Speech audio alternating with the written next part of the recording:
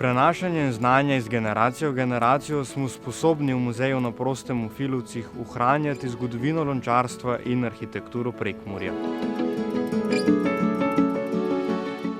Tukaj lahko izkusite ustvarjanje na lončarskem vrtenu, poslikavo keramike in žganje na star, nekdanji način.